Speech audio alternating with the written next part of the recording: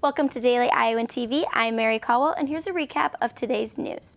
We have a virtual trip that's working to save children. Johnson County workers might be getting a boost in their wages, and we have the latest in Hawkeye sports news. All of this and more coming up. Welcome to Daily Iowan TV. A University of Iowa virtual study on child safety aims to end one of the leading causes of death among young children. Andrew Roberts has the story. According to the most recent study conducted by the National Highway Traffic Safety Administration in 2011, some 11,000 children pedestrians ages 14 and younger were injured in roadway traffic. Elizabeth O'Neill, a graduate student at the UI Psychological and Brain Sciences Department, is researching parent-child crosswalk safety in a virtual study that simulates traffic crossing with 6, 8, and 10-year-olds. This study, I think, can play a very important role in decreasing those numbers.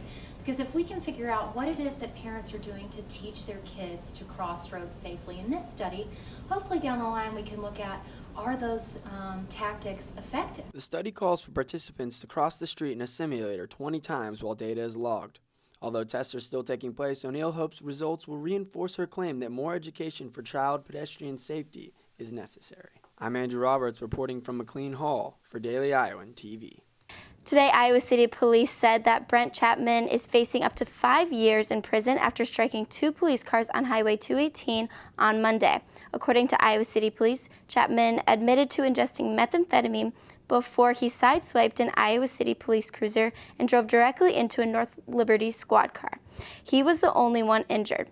The criminal complaint does not specify whether or not Chapman intentionally hit either of the cars.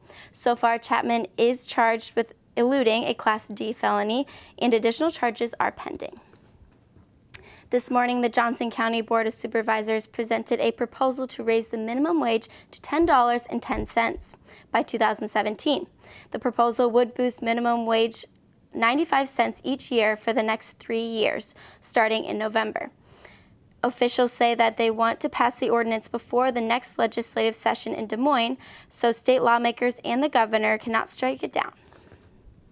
And now here's a quick look into this week's weather. Tomorrow is looking like it's going to turn into a beautiful summer day, as we'll have clear skies and a high of only 83 and a low of 63. That heat is going to crank up a little more on Friday with a high of 87 and lows only in the 70s. But on a happy note, we will still have clear skies that day.